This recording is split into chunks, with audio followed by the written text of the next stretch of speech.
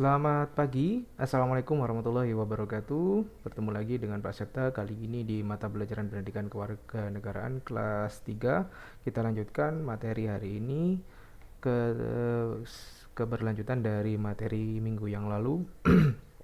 Masih berkaitan dengan Pancasila sebagai ideologi terbuka. Nah, kali ini kita akan membahas tentang batas keterbukaan ideologi Pancasila. Apa saja batas keterbukaan ideologi Pancasila? Pancasila sebagai ideologi terbuka memiliki batasan-batasan yang tidak boleh dilanggar, di antaranya yang pertama, stabilitas nasional yang dinamis.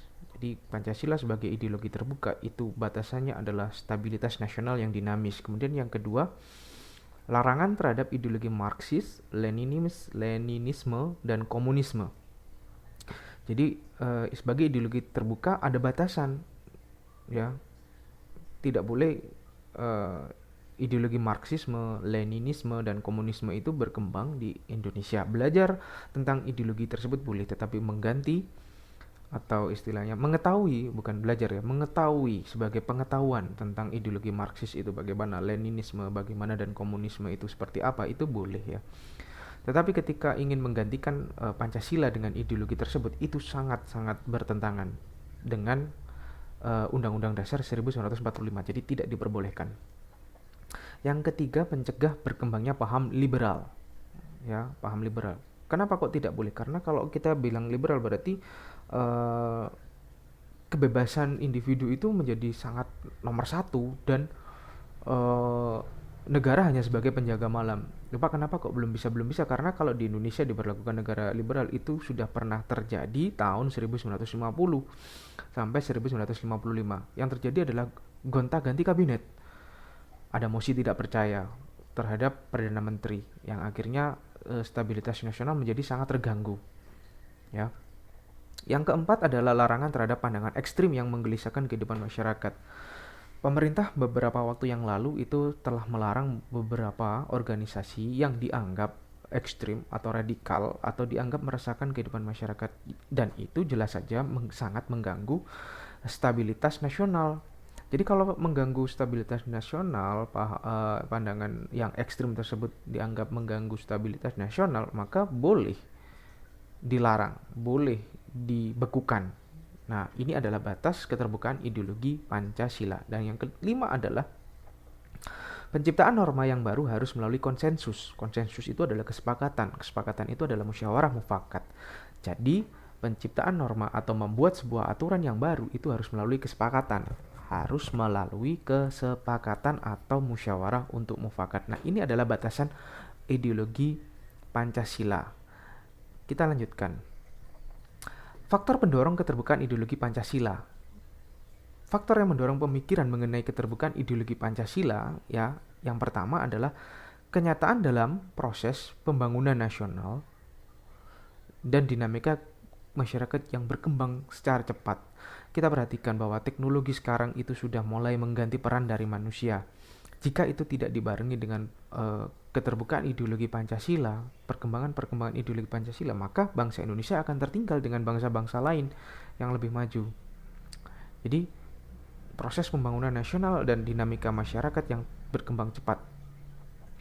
Yang kedua, kenyataan menunjukkan bahwa runtuhnya ideologi yang tertutup dan beku cenderung meredupkan perkembangan masyarakat atau perkembangan bangsanya. Jadi kalau ada negara yang memiliki ideologi yang tertutup, maka negara tersebut cenderung dalam tanda kutip itu mengalami perkembangan yang sangat terbelakang, ya, yang sangat tertinggal dengan negara-negara lain yang ada di dunia. Nah, kemudian yang ketiga, pengalaman sejarah politik kita di masa lampau.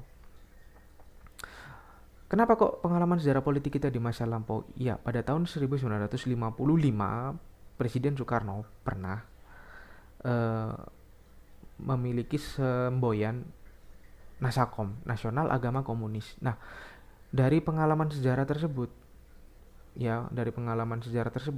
Indonesia belajar bahwa dengan berkembangnya Nasakom, ternyata stabilitas politik di negara kita itu tidak bisa berlangsung secara baik.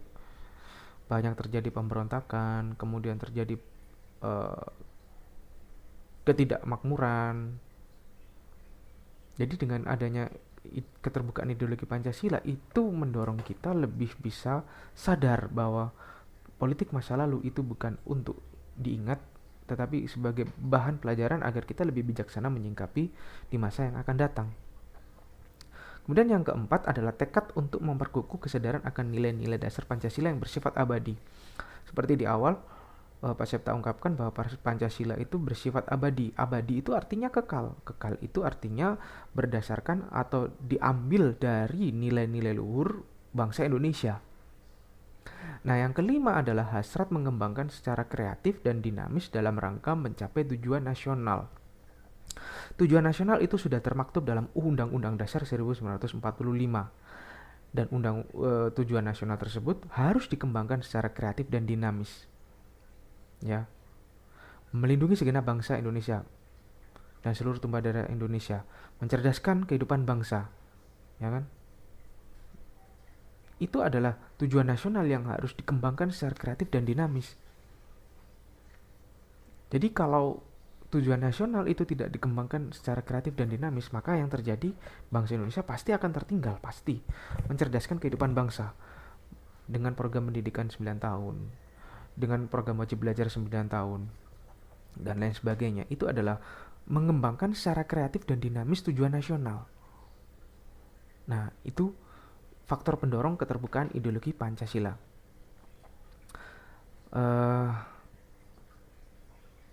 Kita ke Pancasila sebagai sumber nilai. Pancasila sebagai sumber nilai, ya, ada 4 nilai dasar, ya, yang menjadi landasan hidup, ya, nilai kebaikan, nilai kebenaran, nilai keindahan, dan nilai ketuhanan. Nah, menurut Pak Notonegoro, nilai itu dibagi menjadi nilai material, nilai yang berguna bagi manusia, nilai vital, nilai yang berguna bagi manusia untuk mengadakan kegiatan atau aktivitas, nilai keragaman, nilai yang berguna bagi nurani manusia yang terdiri dari nilai kebenaran, kebaikan, keindahan, religius. Nah, nilai kebenaran itu nilai yang bersumber pada akal manusia. Nilai kebaikan nilai yang bersumber pada unsur kehendak manusia. Nilai keindahan nilai yang bersumber pada unsur rasa manusia. Dan nilai religius nilai yang bersumber pada unsur keyakinan atau agama. Nah, itu adalah nilai-nilai yang diutarakan oleh Pak Notonegoro. Nah, Pancasila sebagai sumber nilai itu adalah nilai-nilai Pancasila termasuk ke dalam nilai kerohanian, tetapi nilai kerohanian yang mengakui pentingnya nilai material dan nilai vital secara seimbang. Hal ini dapat dibuktikan dengan susunan sila-sila Pancasila yang tersusun secara sistematik hierarkis. Pancasila jika dikaji dari sudut pandang metafisika berlandaskan pada usaha-usaha untuk menemukan kebenaran mengenai alam semesta yang lebih menekankan pemikiran murni. Seperti yang Pak Septa sudah bahas bahwa Pancasila itu diambil dari nilai-nilai luhur bangsa Indonesia, gotong royong, hormat menghormati, itu nilai luhur bangsa Indonesia, dan itu dijadikan landasan untuk menemukan kebenaran mengenai alam semesta yang lebih menekankan kepada pemikiran murni. Nah, jadi nilai material dan nilai vital itu seimbang. Itu adalah Pancasila sebagai sumber nilai. Sampai di sini, apakah kalian mengerti? Kalau kalian tidak mengerti atau kurang memahami, silakan kalian bertanya di kolom komentar ya. Saya akhiri pertemuan hari ini. Sampai bertemu lagi pada pertemuan berikutnya. Selamat pagi. Assalamualaikum warahmatullahi wabarakatuh.